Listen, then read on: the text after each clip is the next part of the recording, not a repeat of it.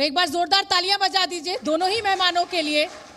और ऐसा नहीं है कि ये हवा जहरीली सिर्फ हमारे लिए है, ये हवा जहरीली इन मंत्रियों के लिए भी है, राष्ट्रपति के लिए भी है, प्रधानमंत्री के लिए भी है, हर उस निवासी के लिए है जो दिल्ली एनसीआर के इलाके में रहता है।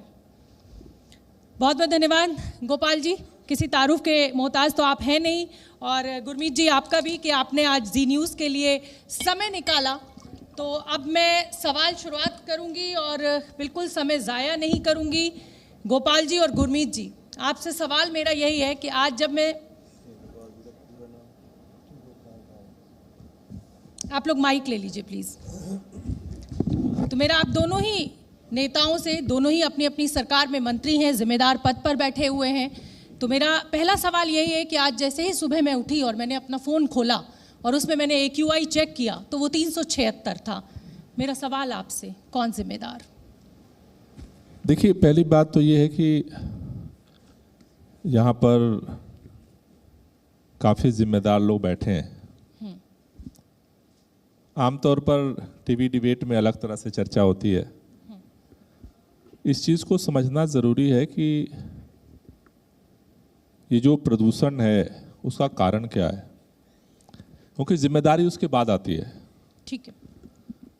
एक चीज़ आमतौर पर मैं टेलीविज़न चैनलों में देखता हूँ, अखबारों में देखता हूँ, उत्तर प्रदेश, हरियाणा, राजस्थान, दिल्ली, ये सरकार वो सरकार। पहली बात कि जलवायु परिवर्तन पूरे दुनिया में हो रहा है, भारत के अंदर भी उसका काफ़ी प्रभाव है। और उत्तर भारत का जो अब तक जितना रिसर्च हुआ है, उत्तर भारत में लगभग 250 किलोमीटर के रेंज में एयर शेड है। हवाएं राज्य की बाउंड्री को नहीं मानती, इसलिए उत्तर भारत का जो ये 250 किलोमीटर के रेंज का जो एयर शेड है, इसमें कहीं भी कोई भी गतिविधि होती है उसका प्रभाव सब जगह पड़ता है। इसलिए उत्तर भारत के हम सारे लोग जो अपने जिंदगी को संचालित करने के लिए बहुत सारे काम करते हैं, उनमें से हम प्रदूषण पैदा करते हैं। खास तौर से अगर हम देखें तो 365 दिनों में से दिल्ली के अंदर और उत्तर भारत के अंदर दो हिस्से में प्रदूषण को बांटा जाता है। एक इन सर्दियों के मौसम में जो 1-1.5 महीने का पोल्यूशन है, और दूसरा 365 दिनों का जो पोल्यूशन है। इन सर्दियों में जो प्रदूषण का स्तर बढ़ता है, जो हमारे आंख के सामने दिखता है, हमें महसूस होता है, चुभन होती है, उसमें मुख्य तौर पर जो कारक हैं वो 5 कारक हैं, 5 जिम्मेदार फोर्सेज हैं। एक है धूल, दूसरा है धुआं, तीसरा जो है जो इस तरह के तमाम पटाखे, जैसे छोटे छोटे जो पटाखे की जो गतिविधियां होती हैं त्योहारों पर, तो अगर इसको हम देखें तो गाड़ियों का पोल्यूशन है, व्हीकल पोल्यूशन, दूसरा डस्ट पोल्यूशन है, तीसरा बायोमास बर्निंग हम उसे बोलते हैं साइंटिफिक भाषा में, उसमें पराली का जलना भी आता है, और जो छोटे छोटे आग लगती है जगह जगह, उसका भी धुआं इसमें जो है इसमें हमारे वायुमंडल में फैलता है। तो अगर हम देखें तो vehicle pollution, dust pollution, biomass burning का पोल्यूशन, उसको हम 2 भागों में, 3 भागों में, पटाखों का पोल्यूशन, पराली का पोल्यूशन और बायोमास बर्निंग, ये 3 फैक्टर हैं। लेकिन इसमें दिल्ली क्यों इतना परेशान होती है, ये हर आदमी मुझसे पूछता है कि आखिर दिल्ली इतना परेशान क्यों होती है, चारों तरफ इतना परेशानी क्यों नहीं होती है। दिल्ली की जो भौगोलिक स्थिति है, जो अब तक रिसर्च निकल करके आया है, जिस अरावली के पहाड़ी पर दिल्ली बसी, उसका जो टेम्परेचर है रेदर देन उत्तर भारत के अन्य हिस्सों से थोड़ा सा ज्यादा है। तो जैसे अगर आप देखते होंगे जब हम गाड़ी चलाते हैं सर्दियों में, तो हम अंदर जब हीटर चालू कर देते हैं तो आपके शीशे पर एक फॉग जम जाता है। अब उसके लिए हवा चाहिए, आप शीशा या तो खोलते हो या हीटर बंद करते हो, उसके अलावा कोई रास्ता नहीं है। दिल्ली की जो मेट्रोलॉजिकल कंडीशन है, इस सर्दियों में जब टेम्परेचर डाउन जाता है, रेदर देन उत्तर भारत के अन्य हिस्सों की अपेक्षा यहाँ का टेम्परेचर थोड़ा ज्यादा होता है। तो चारों तरफ से जो पोल्यूशन का जो गतिविधियां चलती हैं, यहाँ पर एक स्मॉग छाता है, और वो स्मॉग क्या करता है, वायुमंडल में जितनी गैसें जानी चाहिए उसको वो नीचे सतह पे लाता है, और वो हमें झेलनी पड़ती हैं। तो अगर आप देखोगे तो ये मुख्य कारक हैं, मुख्य जिम्मेदार फोर्सेज हैं, जिसकी वजह से हमें थोड़ा सा ज़्यादा प्रदूषण में कंट्रीब्यूशन हमारा कम है दिल्ली का। दिल्ली का कंट्रीब्यूशन अभी सीएससी ने पिछले 2 साल पहले सर्दियों के इस नवंबर के महीने के एनालिसिस की थी। 31% दिल्ली के सोर्सेज का कंट्रीब्यूशन है और 69% हम पूरे एनसीआर का कंट्रीब्यूशन है।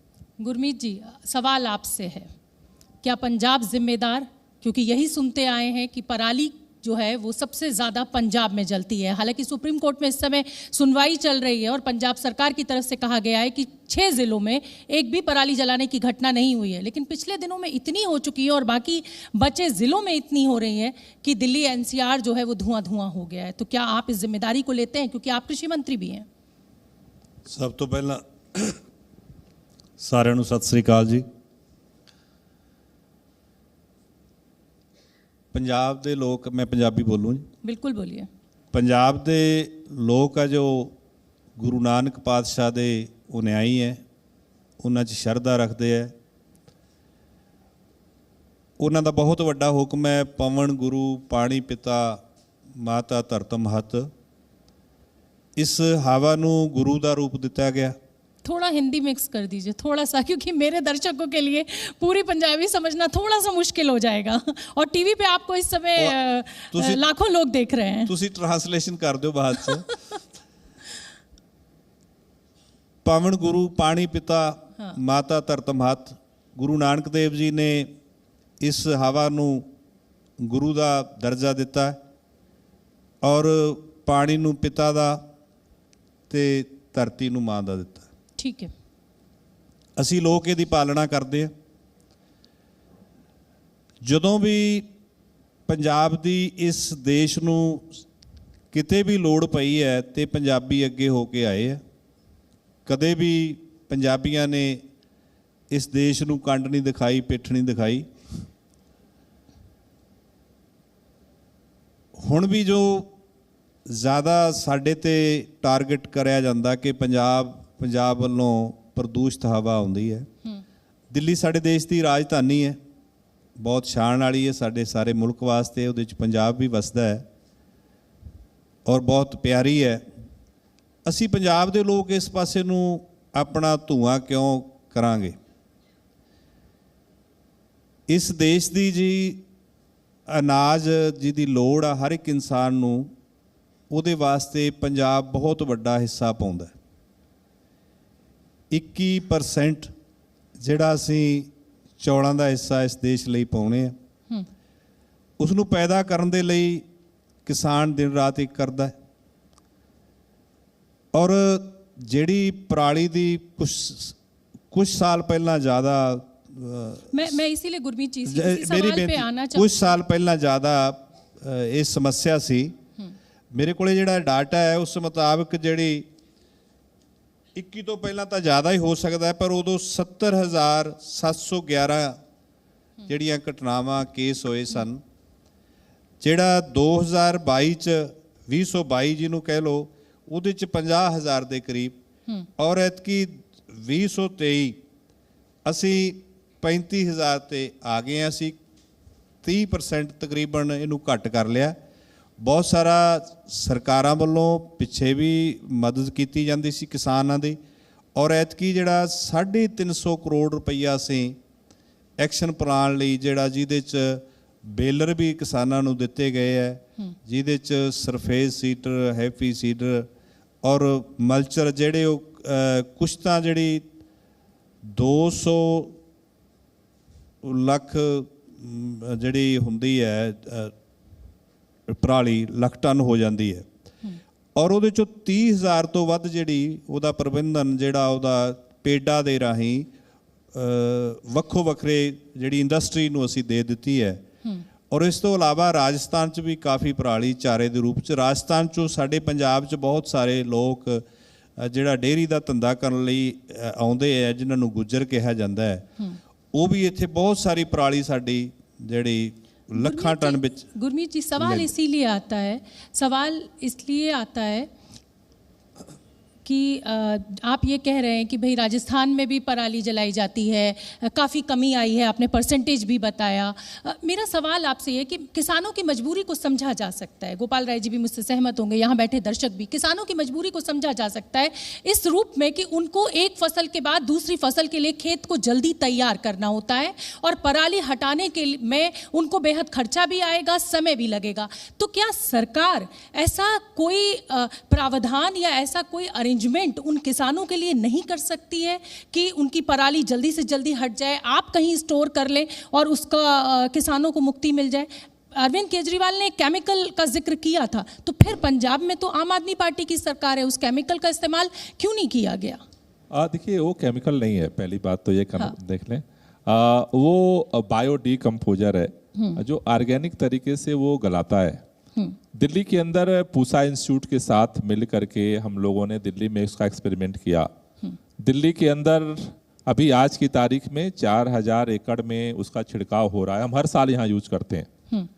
पंजाब के साथ जो दिक्कत हो रही है, पंजाब के जो हमारे पहले कृषि मंत्री थे, पंजाब के जो वहाँ के अधिकारी थे, और पूसा के साथ हमने ज्वाइंट मीटिंग की थी पिछली साल ही कि इसका पंजाब में कैसे उपयोग किया जाए।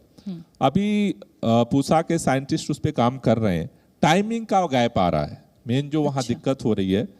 जो पूसा का बायो डीकम्पोजर है वो पराली को गलाने में उसे कम से कम 18 से 20 दिन लगते हैं और किसान उतना इंतजार और नहीं पंजाब कर का जो पंजाब के अंदर चूंकि पानी का संकट बढ़ रहा है, उसकी वजह से जो फसल के बुआई का जो समय है वो पंजाब में थोड़ा आगे बढ़ाया गया। और जब पंजाब में आगे बढ़ाया गया, उसके लिए दिक्कत क्या है कि किसान को खेत में कटाई करनी है और फिर तुरंत उसे बुआई करनी है, उसके पास ये समय नहीं है।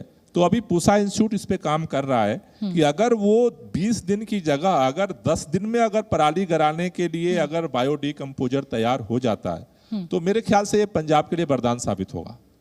उसमें इतनी ताकत तो है। दिल्ली में तो हम पिछले 3 साल से कर रहे हैं और न सिर्फ पराली गल रही है बल्कि जहां भी बायो डीकम्पोजर का उपयोग किसान कर रहा है, हम सरकार की तरफ से छिड़काव करते हैं, निःशुल्क छिड़काव करते हैं, किसान को पैसा नहीं लेते, सारा हर खेत में हम छिड़काव करते हैं। लेकिन अगर वो 20 दिन का समय 10 दिन अगर हो जाता है तो एक तो उसकी उपजाऊ खेत की उपजाऊ क्षमता बढ़ रही है और दूसरा पराली से मुक्ति मिल रही है। तो इस पर रिसर्च कर रहे हैं लोग। अब तो आप एक ही पार्टी है, आप मदद कीजिए पंजाब सरकार की। आप पहले समझने की कोशिश करिए। पहले मैं एक बात कहना चाहता हूँ, प्रदूषण की समस्या ये पार्टियों की समस्या नहीं है, पहली बात ये समझना बहुत जरूरी है। मैं कोशिश कर रहा हूँ हर आदमी को समझाने की। ये बात क्या है कि जो रिसर्च है वो पूसा इंस्टीट्यूट कर रहा है। ठीक है। पराली अगर 10 दिन के गलाने की उनके पास अभी क्षमता है बायो डीकम्पोजर की 20 दिन की, तो उसको 10 दिन ना दिल्ली सरकार कर सकती है ना केंद्र, कोई नहीं कर सकता, वो साइंटिस्ट कर सकता है। साइंटिस्टों से हमने मीटिंग करके निवेदन किया है, उस पर एक्सपेरिमेंट भी कर रहे हैं लोग और शायद हमें कामयाबी मिल जाए। अगर उसकी अवधि कम हो जाती है तो निश्चित रूप से पंजाब के लिए वरदान होगा। जैसे दिल्ली में हम 1 पैसा किसान से नहीं लेते, हर खेत में हम छिड़काव कराते हैं, पंजाब में भी हम करा सकते हैं, लेकिन वो टाइम पीरियड का गैप जब तक है तब तक अभी उतना प्रभावी नहीं है जितना हम दिल्ली में प्रभावी हो पा रहे हैं। आपका पिछले दिनों एक बयान सामने आया और विपक्ष ने, आप दिल्ली सरकार में है, बीजेपी और कांग्रेस ने आपके ऊपर जमकर हमला बोला और ये सवाल मेरा भी है, गोपाल राय जी के पास ऐसा कौन सा मीटर मौजूद है जो ये बता रहा है कि ये पराली का धुआं पंजाब से कम और हरियाणा से ज्यादा आ रहा है? पहली बात क्योंकि पंजाब में अभी तक आतिशी ये कहती थी 2019 तक कि पंजाब में पराली जल रही है, अब क्योंकि आम आदमी पार्टी की सरकार आ गई इसलिए ये धुआं हरियाणा से ज्यादा बढ़ गया। देखिए, पहली बात मैं आपसे निवेदन करना चाहता हूं और पूरे हमारे जितने यहाँ साथी मित्र हैं, जैसा मैंने कहा कि दिल्ली का पोल्यूशन केवल दिल्ली का नहीं है, 5 राज्यों पूरे उत्तर भारत का है। मैं विनम्रता से बात कहता हूं, पूरे उत्तर भारत में प्रदूषण है। दिल्ली में हमारी सरकार है, पंजाब में हमारी सरकार है, हमारी जिम्मेदारी है और हम 24 घंटे उस जिम्मेदारी को निभाने के लिए कोशिश कर रहे हैं। लेकिन हमारे आसपास केंद्र में भाजपा की सरकार है, उत्तर प्रदेश में भाजपा की सरकार है, हरियाणा में भाजपा की सरकार है, वो जिम्मेदारी से बच नहीं जाते। भारतीय जनता पार्टी के पास एक फार्मूला है, सुबह एक बयान जारी करो प्रदूषण कम हो जाता है, उसके अलावा न तो पूरे साल भर की बात छोड़ दीजिए, 2 महीने से प्रदूषण का प्रहार पूरे उत्तर भारत में है। केंद्रीय पर्यावरण मंत्री ने एक बयान जारी किया क्या? उन्होंने कुछ बताया क्या कि पूरे 10 साल में केंद्र सरकार ने क्या किया प्रदूषण को कम करने के लिए? उत्तर भारत छोटा राज्य, छोटा एरिया तो नहीं है, पूरा उत्तर भारत प्रदूषण के चपेट में है और केंद्रीय पर्यावरण मंत्री चुप है। उत्तर प्रदेश का पर्यावरण मंत्री चुप है, कोई सवाल नहीं पूछता। हरियाणा का पर्यावरण मंत्री कौन है, किसी को पता भी नहीं है। राजस्थान का पर्यावरण मंत्री कौन है, किसी को पता भी नहीं है। क्या कर रहे हैं सारे? इस पैनल के बाद उत्तर प्रदेश के पर्यावरण मंत्री भी, हमारे ट्रांसपोर्ट मिनिस्टर हमारे साथ होंगे और हरियाणा के मंत्री भी होंगे। मैं उनसे पूछिएगा, सवाल आप पूछ रहे हैं वो मैं जरूर क्या कह रहा पूछा हूं, मैं ये बात कहना चाहता हूं।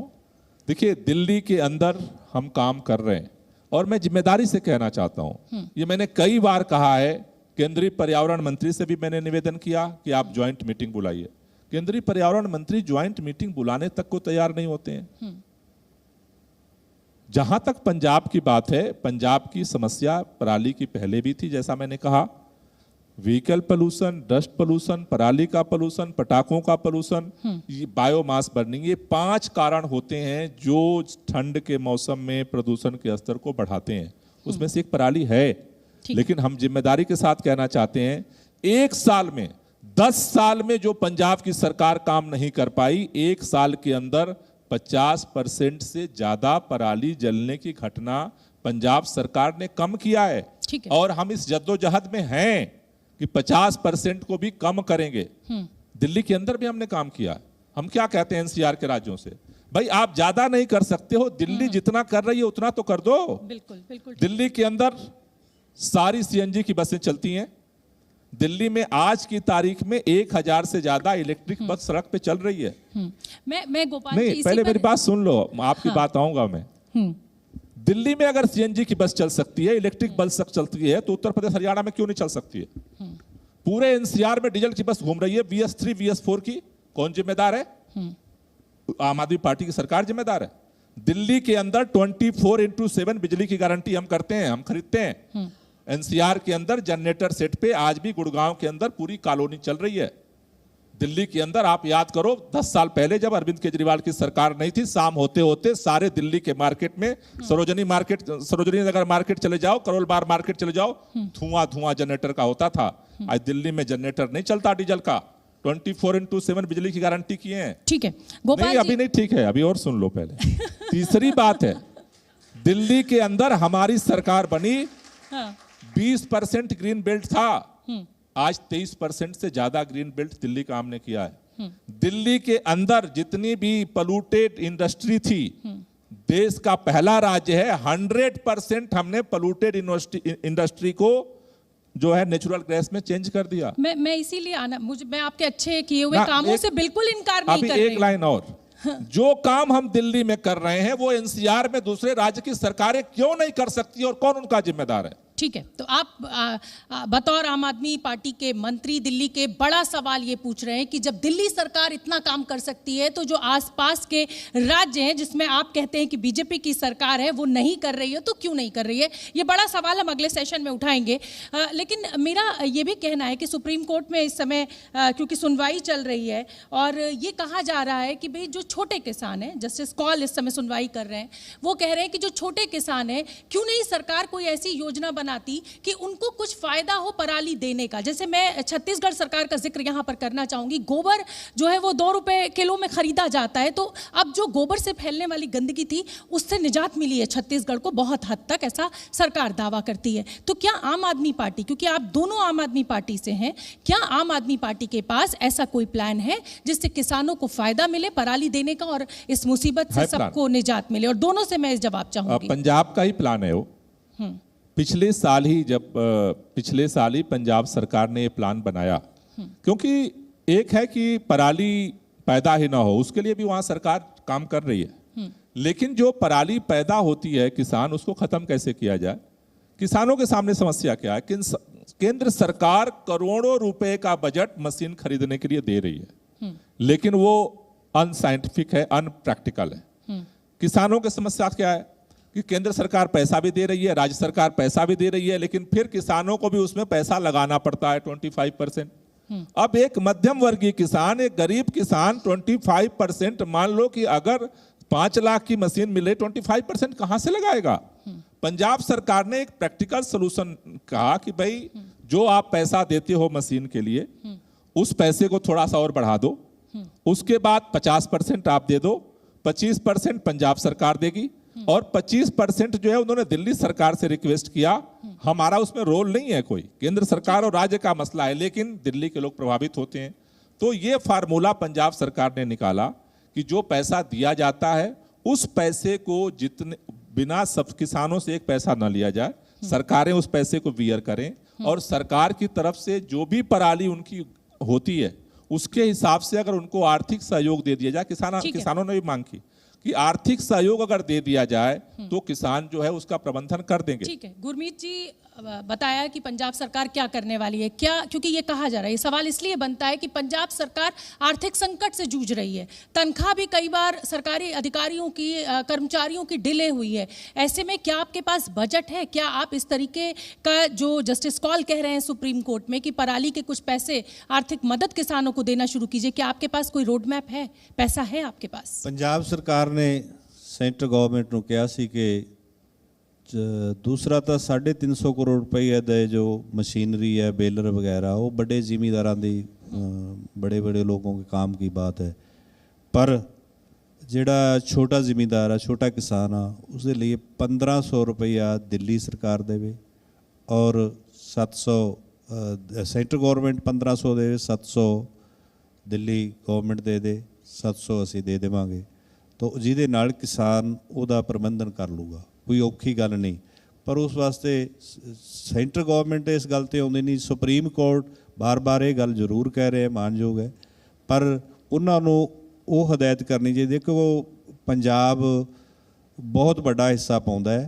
तो जे असी साडा 31 लाख हैक्टेयर जिहड़ा साडी पैड़ी दी बिजाई हुंदी है जी, और मेरा ख्याल हरियाणे 13-14 लाख की होंगी है, असी 2.5 गुणे ज़्यादा है। तो हरियाणे वाले कहते हैं भी पंजाब वालों धुआं आता है, तो पंजाब इस देश लिए बहुत कुछ करता है।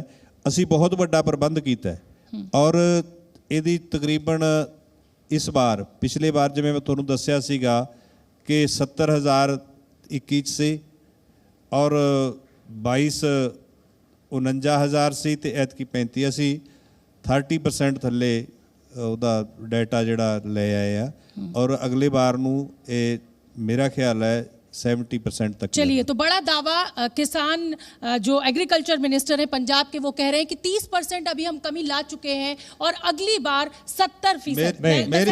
एक मिनट, मेरे साल 30%, इस साल 50%, अगले साल 70%। एक बार मेरी सुनो जी। हाँ, ਅਸੀਂ ਜਿਹੜਾ 99% ਜਿਹੜੀ ਝੋਨੇ ਦੀ ਕਟਾਈ ਹੋ ਗਈ ਹੈ, ਥੋੜੀ ਪਛੇਤੀ ਹੈ, ਵੱਖਰੀ ਗੱਲ ਹੈ, ਜਿਹੜੀ ਲੇਟ ਵੈਰਾਈਟੀ ਹੈ ਥੋੜਾ, ਔਰ 82% ਜਿਹੜੀ ਕਣਕ ਦੀ ਬਿਜਾਈ ਹੋ ਗਈ ਹੈ। ठीक है, ਅਸੀਂ ਤੇ ਕੰਮ ਉਹਦੇ ਚ ਹੁਣ ਪਰਾਲੀ ਵਾਲਾ ਤੇ ਕੋਈ ਗੱਲ ਰਹਿ ਨਹੀਂ ਗਈ ਜਿਹੜਾ ਪਹਿਲਾਂ ਕਰਦੇ ਆ ਨਾ। ठीक है, ठीक है। अब मैं गोपाल जी आपके पास आना चाहूँगी और ये सवाल इसलिए पूछ रही हूँ और मैं किसानों के बिहाफ पर पूछ रही हूँ, और सुप्रीम कोर्ट में भी ये मुद्दा उठा है कि किसानों को विलेन बनाया जा रहा है, लेकिन उनका पक्ष सुनने के लिए कोई तैयार नहीं है। ये सुप्रीम कोर्ट की जो इस समय सुनवाई चल रही है, ये वो बड़े पॉइंट्स मेरे सामने आ रहे हैं जो मैं आपसे सवाल पूछ रही हूँ। क्या किसानों को बेवजह विलेन बनाया जा रहा है? पहली बात, किसान विलेन नहीं है, किसान अन्नदाता है।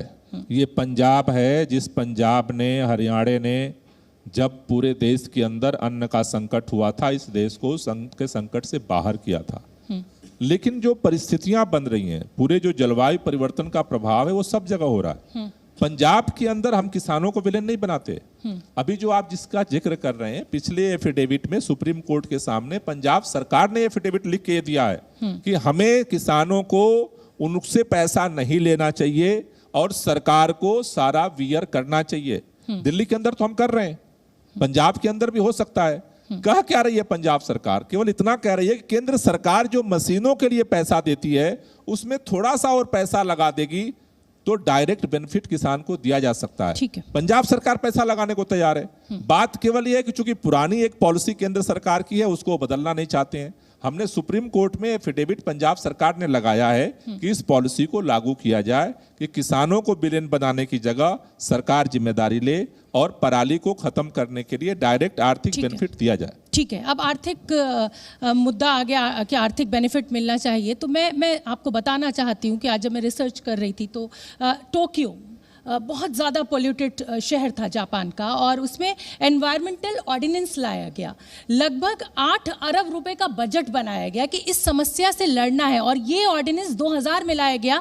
आज हम 2023 में बैठे हैं और उन्होंने बहुत हद तक अपने शहर के पोल्यूशन को कम कर लिया। मैं बीजिंग का जिक्र करना चाहूँगी। उन्होंने चाइना जो है वो $100 बिलियन खर्च कर रहा है इसी पोल्यूशन से लड़ने के लिए, और उन्होंने कहा कि भाई ये एक युद्ध की तरह है, वॉर अगेंस्ट पोल्यूशन। क्या भारत सरकार, दिल्ली सरकार, हरियाणा सरकार, पंजाब सरकार, क्या आपने ये वॉर अगेंस्ट पोल्यूशन की बात सोची है? क्या आपने इतना बड़ा बजट इस समस्या के लिए सोचा है ताकि हम सब लोगों को इस समस्या से निजात मिल सके? एकदम सही पॉइंट आपने पकड़ा है, लेकिन चूंकि आप दिल्ली में रहती हैं तो जो सारा प्रभाव होता है मीडिया का आपके ऊपर भी रहता है। जापान के अंदर केंद्र की सरकार ने बजट बनाया, चाइना के अंदर चाइना की सरकार ने बजट बनाया। दिल्ली के अंदर क्या है? दिल्ली के अंदर हम इलेक्ट्रिक बस लिए घूम रहे हैं, पैसे से तो आ रही है।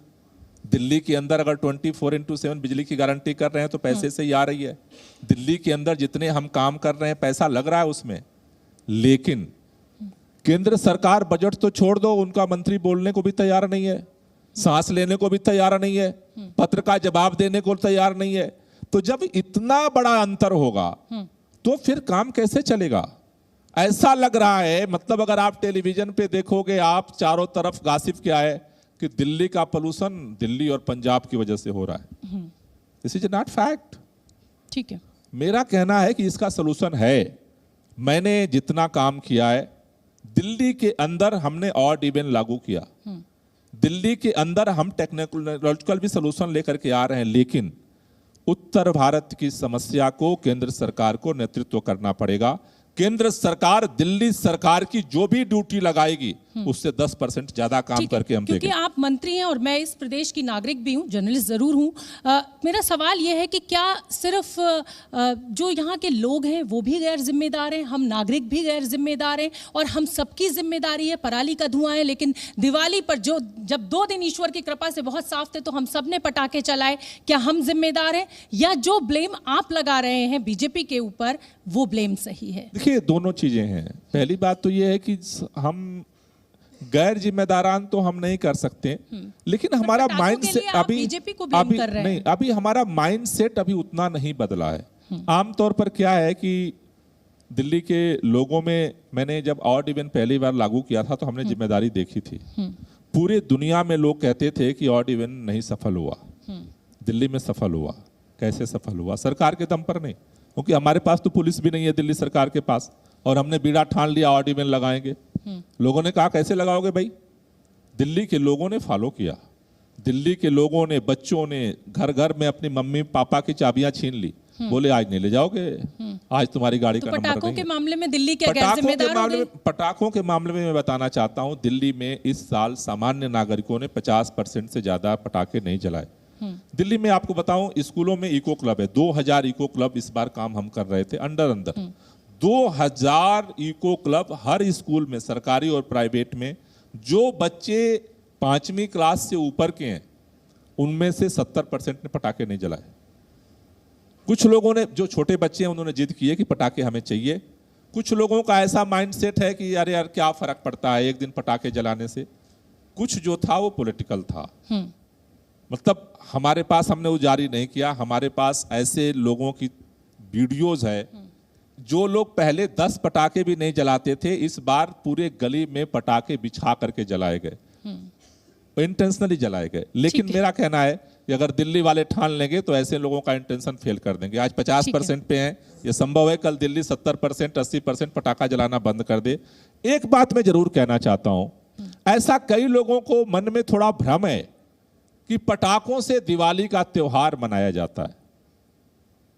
जब प्रभु श्री राम अयोध्या वापस आए थे, न उस समय बारूद का आविष्कार हुआ था, न तो पटाखों का आविष्कार हुआ था। दीपावली नाम ही इसलिए है कि दियों से त्योहार बनाया गया। ठीक है, एक बड़ा संदेश दिल्ली सरकार के पर्यावरण मंत्री इस समय दे रहे हैं कि दीपावली का मतलब पटाखे नहीं है, दिए जलाकर भी त्योहार मनाया जा सकता है। गुरमीत जी, पटाखों की खोज ही हुई है 1000 साल पहले। ठीक है, पर गुरमीत जी, अब मेरे पास समय क्योंकि सीमित है, नहीं तो सवाल तो ये भी उठता है कि रोक जरूर लगाई जाती है पटाखों पर, पटाखे बनाने क्यों नहीं बंद किए जाते हैं, लेकिन मेरे पास समय सीमित है। गुरमीत जी, क्या बिल्कुल गुरमीत जी, क्या पब्लिक को अवेयर करने के लिए, किसानों के अंदर ये जागरूकता लाने के लिए कि भाई पराली जलाने से सिर्फ दिल्ली एनसीआर ही नहीं खराब होगा, खुद आपके लिए भी नुकसान है, क्या इस अवेयरनेस को फैलाने के लिए पंजाब सरकार कुछ कर रही है, उनको पढ़ाने लिखाने के लिए, उनको बताने के लिए? पिछले सालों नालों बहुत वड्डा फर्क पिया। सारा प्रशासन, चाहे डीसी दफ्तर वालों जो उन्होंने मुलाजिम सन, मेरा महकमा खेतीबाड़ी, उसके सारे चीफ ADTO, दूजे ADO, AU, किसान मित्र जो भी असी रखे है, वो किसानों नाल मिल के बहुत सारी कैंप्स ला के डायलॉग करके, और किसान ਇਹ ਵੀ ਜਾਣਦਾ ਕਿ ਜਿਹੜੀ ਪਰਾਲੀ ਹੈ ਸਾਡੇ ਲਈ ਬਹੁਤ ਵੱਡਾ ਵਰਦਾਨ ਆ। ਅਸੀਂ ਖੇਤ ਵਿੱਚ ਵਾਹ ਲਈਏ ਤਾਂ ਸਾਨੂੰ ਜਿਹੜੇ ਰਸਾਇਣਕ ਤੱਤ ਬਾਹਰੋਂ ਮੁੱਲ ਲੈਣੇ ਪੈਂਦੇ ਆ ਉਹ ਨਹੀਂ ਲੈਣੇ ਪੈ ਸਕਦੇ, ਸਾਡੀ ਫਸਲ ਵੈਸੇ ਹੀ ਬਹੁਤ ਚੰਗੀ ਹੋ ਸਕਦੀ ਜੀ। ਉਹਦੇ ਵਾਸਤੇ ਜੋ ਕਿਸਾਨ ਥੋੜੀ ਡਿਮਾਂਡ ਕਰਦਾ ਹੈ ਉਹ ਤਾਂ ਸੈਂਟਰ ਗਵਰਨਮੈਂਟ ਪੂਰੀ ਕਰ ਸਕਦੀ ਹੈ। ਤੁਸੀਂ ਕੋਵਿਡ ਵੇਲੇ ਵੇਖਿਆ ਹੋਣਾ, ਝੋਨਾ ਤਾਂ ਉਸ ਸਾਲ ਵੀ ਹੋਇਆ। ਜੇ ਖੇਤੀ ਸੈਕਟਰ ਨੇ ਇਸ ਮੁਲਕ ਨੂੰ ਬਚਾ ਕੇ ਰੱਖਿਆ, ਇਹ ਵੀ ਤੁਸੀਂ ਜਾਣਦੇ ਹੋਵੋਗੇ, ਕੋਵਿਡ ਵੇਲੇ ਤਾਂ ਉਦੋਂ ਪਰਾਲੀ ਦਾ ਵਾਵਰੋਲਾ ਬਹੁਤਾ ਨਹੀਂ ਪਿਆ, ਕਿਉਂਕਿ ਉਦੋਂ ਹੋਰ ਸਾਰਾ ਕੁਝ ਠੱਪ ਹੋ ਕੇ ਰਹਿ ਗਿਆ ਸੀ ਤੇ ਅੰਬਰ ਵੀ ਨੀਲਾ ਦਿਸਣ ਲੱਗਿਆ ਸੀ ਤੇ ਬਹੁਤ ਸਾਰਾ ਕੁਝ ਸਾਫ਼ ਸਫਾਈ ਦਿਸਦਾ ਸੀ। ਉਸ ਵੇਲੇ ਕਿਉਂ ਨਹੀਂ ਸੀ? ਜੇ ਉਹੋ ਜਿਹਾ ਖਿਆਲ ਰੱਖਿਆ ਜਾਵੇ। ਦਿੱਲੀ ਵਿੱਚ ਤੁਸੀਂ ਇਹ ਕਹਿੰਦੇ ਆ ਵੀ ਗੱਡੀਆਂ ਨੂੰ ਵੀ ਕਹਿੰਦੇ ਆ ਨਾ ਵੀ ਇੱਕ ਦਿਨ ਇੱਕ ਨੰਬਰ ਦੀਆਂ ਆਉਣੀਆਂ ਚਾਹੀਦੀਆਂ, ਇੱਕ ਦੂਸਰੇ ਦੀਆਂ ਆਉਣੀਆਂ। ਤਾਂ ਜੇ ਇਸ ਤਰ੍ਹਾਂ ਰੋਕਿਆ ਜਾ ਸਕਦਾ, ਇਸ ਤਰ੍ਹਾਂ ਕਰਿਆ ਜਾ ਸਕਦਾ, ਤੇ ਦਿੱਲੀ ਦੇ ਵਿੱਚ ਕਿੰਨਾ ਵਾਹਨ ਹੈ, ਬਾਹਰੋਂ ਵੀ ਆਉਂਦੇ ਆ 5-4 ਲੱਖ ਲੋਕ ਰੋਜ਼ ਇਹਦੇ ਵਿੱਚ, ਤੇ ਉਹਦੇ ਕਰਕੇ ਹੋ ਜਾਂਦਾ। ਮੇਰੀ ਤਾਂ ਗੱਲ ਸੁਣੋ, ਉਹਦੇ ਕਰਕੇ ਹੋ ਜਾਂਦਾ। ਪੰਜਾਬ ਦਾ ਜਿਹੜਾ ਪੰਜਾਬ ਦਾ ਜਿਹੜਾ ਕਿਸਾਨ ਆ ਨਾ, ਉਹ ਕਦੇ ਬੁਰਾ ਨਹੀਂ ਸੋਚਦਾ। ਜਿਹੜਾ ਇਸ ਦੇਸ਼ ਦੀ भुख मिटाउंदा है, जिहड़ा इस देश लिए अनाज पैदा करके, वो कदे भी बुरा नहीं सोचता। किसान की जो भावना है वो गलत नहीं है, ये बिल्कुल, ये पूरा देश अन्नदाता के साथ खड़ा हुआ है इस मुद्दे पर। गोपाल जी, अब कंक्लूड करूंगी और कंक्लूडिंग क्वेश्चन मेरा यही है कि अभी तक तो हवा चल रही है तो थोड़ी पॉल्यूशन से निजात मिला है, लेकिन अब 23 तारीख के बाद जो मैं देख रही हूँ वेदर फोरकास्ट, उसमें हवा की रफ्तार कम होगी। उधर 15 दिसंबर के बाद हवा की रफ्तार कम होगी, पोल्यूशन बढ़ेगा, धुआं बढ़ेगा। तो क्या जो आर्टिफिशियल रेन की बात दिल्ली सरकार कर रही है, क्या आने वाले दिनों में आपका प्लान है, और अगर आप करवाने जा रहे हैं तो क्या तारीख मुकर्रर कर ली है आपने? देखिए, दो चीज़ें हैं। पहली बात तो ये है कि आर्टिफिशियल रेन के लिए IIT कानपुर के साथ हम लोगों का संवाद चल रहा है, और हमने उन लोगों से डिटेल जो है प्लान जो है सबमिट करने के लिए बोला है। लेकिन उसमें उसकी सरकार तैयार है, सरकार उसका खर्चा उठाने के लिए तैयार है। उसके दो कंपोनेंट हैं, एक तो फाइनेंशियल कंपोनेंट, दूसरा परमिशन का कंपोनेंट है। दिल्ली सरकार फाइनेंशियल जो उसका बजट है उसको वियर करने को तैयार है। जो परमिशन है उसके लिए उनका प्रपोजल आने के बाद जो संबंधित विभाग हैं केंद्र सरकार, क्योंकि देश की राजधानी में करना है, तो उसके लिए उनके साथ हम लोग संवाद करेंगे। और तीसरा जो उसमें फैक्टर है कि 40% मिनिमम वेदर चाहिए। अगर बादल 40% नहीं है तो अभी जो टेक्नोलॉजी IIT कानपुर के पास है वो बादल पैदा नहीं कर सकते। 40% अगर बादल है आसमान में तो उसको जो है वो अलग अलग रसायन के माध्यम से उसको बढ़ा करके और बारिश करा सकते हैं। तो चाहे ऑड इवन हो, चाहे वो कृत्रिम बारिश हो, जो भी जरूरी कदम है उसको उठाने की तरफ हम लोग बढ़ेंगे। एक बात मैं जरूर कहना चाहता हूं, चूंकि आखिरी बात आपने कही है, इस समय अब पराली कुल मिलाकर के 1 हफ्ते का मसला है, 1 हफ्ते में पराली जलना बंद हो जाएगी, ठीक है। लेकिन आगे जो प्रदूषण का स्तर अगर बढ़ने वाला है उसमें गाड़ियों का पोल्यूशन इस समय सबसे ज्यादा है, क्योंकि जब टेम्परेचर डाउन हो जाता है डस्ट पोल्यूशन कम हो जाता है, डाउन हो जाता है। व्हीकल पोल्यूशन जो सबसे मेजर है, उसमें मैं, आप सड़कें बनाते हैं, सारी सड़कें खोद देते हैं, इंटर एजेंसी कोऑर्डिनेशन नहीं है आपका, वही धुएं के साथ धूल मिलती है। आप दिल्ली की किसी सड़क पर निकल जाइए। मैं ये बात भी कहना चाहता हूं कि देखो, मेरे ख्याल से जीरो पावर की सरकार जितना काम कर रही है, शायद अगर किसी भी और की सरकार होगी तो अब तक भाग गई होती। ठीक है, तो परिस्थितियां अलग है। नहीं, मैं एक अपील करना चाहता हूं दिल्ली के सभी के लोगों से आप गाड़ी लेकर के चलते हो, कोई बाहरी गाड़ी लेकर दिल्ली में नहीं चलता। हमने रिस्ट्रिक्शन लगाए हैं, कुछ रिस्ट्रिक्शन खोले गए हैं। मेरा आपसे एक गुजारिश है, अपने काम के लिए आप जाते हो, रेड लाइट पे जो बेवजह आप 2 मिनट का जो आप इंजन चालू रखते हो, उसको हम सब बंद कर सकते हैं। ना पैसे के खर्चा है, ना कोई टेंशन है। और पर डे 10 से 15 रेड लाइट हम क्रॉस करते हैं, यानी आधा घंटा बेवजह लाखों दिल्ली वाले बेवजह का फ्यूल बर्निंग कर रखते हैं। प्लीज प्लीज प्लीज, जो आपके हाथ में उतना जरूर करो। उसके लिए कुछ ही पैसे की जरूरत नहीं है, कोई तकलीफ आपकी नहीं होगी। और मुझे लगता है कि ये एक शुरुआत होगी हमारे माइंडसेट की। पोल्यूशन बाहर से नहीं आता, पोल्यूशन पैदा करने वाले हम हैं, तो पोल्यूशन को खत्म करने वाला हमें बनना पड़ेगा। आप एक कदम चलोगे, सरकार अरविंद केजरीवाल 2 कदम चलने को तैयार है। मुझे अभी कहा जा रहा है गोपाल जी कि मेरे पास 2 मिनट और हैं, तो मैं एक सवाल और आपसे लेना चाहूंगी। आपने भारी वाहनों का और जो गाड़ियां पोल्यूशन फैला रही थी उनकी दिल्ली में एंट्री बंद कर दी। आपने अच्छी बात कही, अच्छी योजना भी बनाई, लेकिन इम्प्लीमेंटेशन नहीं हो पाया। इम्प्लीमेंटेशन इसलिए नहीं हो पाया, और ये मैं इसलिए कह रही हूँ दावे के साथ कि जब मैं गुड़गांव और दिल्ली बॉर्डर पार कर रही थी तो जो भारी वाहन थे वो अंदर आ रहे थे। अब वो कैसे आ रहे थे ये आप सब जानते हैं, यहाँ बैठे लोग भी जानते हैं। तो क्या दिल्ली सरकार ईगो में है कि साहब हम दिल्ली पुलिस से बात नहीं करेंगे या हम गवर्नर से बात नहीं करेंगे और हम इसको फोर्सफुली इंप्लीमेंट नहीं कराएंगे, क्योंकि दिल्ली की जनता ने तो आपको वोट दिया सर है। ईगो का तो सवाल ही नहीं है, हम तो गिड़गिड़ाते घूम रहे। दिल्ली के अंदर 28 विभाग हैं, केंद्र सरकार, राज्य सरकार और एमसीडी के, पुलिस के। जब पोल्यूशन का स्तर बढ़ा तो हमने मीटिंग बुलाई। 28 के 28 विभाग का एक भी टॉप अधिकारी मीटिंग में नहीं आया। हम उस पर कार्रवाई नहीं कर सकते क्योंकि हमारे पास पावर नहीं है। एलजी साहब के यहाँ भी जाके हमने गिड़गिड़ाया, सारे अधिकारियों से भी हमने अपील की, पुलिस से भी हमने बात की। दिल्ली का कोई छोटा बड़ा महकमा नहीं है जिससे मैं बात नहीं करता हूँ, सबसे बात करता हूँ, हाथ जोड़ता हूँ। लेकिन जैसा मैंने कहा कि पावर विहीन एक सरकार है। अरविंद केजरीवाल का केवल एक ही ईगो है कि जनता ने हमें चुना है तो हम विपरीत परिस्थितियों में कुछ करेंगे। कल भी किया था, आज भी कर रहे हैं और कल भी करेंगे। जितना हो सकता है, जितनी क्षमता है उससे ज्यादा करेंगे। दिल्ली के लोगों के साथ मिल करके करेंगे। और प्रदूषण का स्तर दिल्ली में घट रहा है। एक बात मैं बताना चाहता हूं दिल्ली के लोगों में, 365 दिन दिल्ली के होते हैं। 365 दिन में से 2015 में केवल और केवल 109 दिन थे जब दिल्ली की हवा खराब कैटेगरी से बाहर थी। इस साल का रिकॉर्ड है, केंद्र सरकार का रिकॉर्ड है, इस साल 365 में से 205 दिन साफ हवा दिल्ली को मिल चुकी है। 109 से 205 तक हम पहुंचे हैं पूरे साल में। थोड़ी और मेहनत करो, सब मिलकर के मेहनत करो, 109 का डबल करेंगे। और सर्दियों में जो दिक्कत आ रही है, जद्दोजहद जारी है और हम मिलकर इस पे काम करेंगे। और ये मैं इसलिए पूछ रही हूँ क्योंकि जब मैं जनता के बीच जाती हूँ तो कई लोग मुझसे कहते हैं कि मैम गोपाल राय जी जो हैं वो मिडिल क्लास फैमिली से आते हैं, Arvind Kejriwal ji middle class family से आते हैं, हम सब यहाँ पर ज़्यादातर उसी क्लास को बिलोंग करते हैं। लेकिन जब आप ऑड इवन की बात करते हैं, एक मिडिल क्लास आदमी ईएमआई देकर एक गाड़ी तो मुश्किल से खरीद पाता है, कैसे वो दफ्तर जाए? पब्लिक ट्रांसपोर्ट, ये आप मानेंगे कि आप मेट्रो बसें कहते हैं लेकिन उतनी संख्या में नहीं है जितना लोग विदेशों में आसानी से कम्यूट कर लेते हैं, परेशान हो जाते हैं। ये भी गलतफहमी है। आज की डेट में आप चेक करा लो, मेट्रो में जितनी फ्रीक्वेंसी है और बसों की फ्रीक्वेंसी आज भी खाली चल रही है। बस भी खाली चल रही है और मेट्रो भी खाली चल रही है। ऑन रिकॉर्ड में आपके यहाँ कह रहा हूं, आज आप रिपोर्ट मंगा लो, आज भी क्षमता, जितने लोग चल रहे हैं उससे क्षमता से ज्यादा है। देखिए, ये हमारे माइंडसेट की प्रॉब्लम है।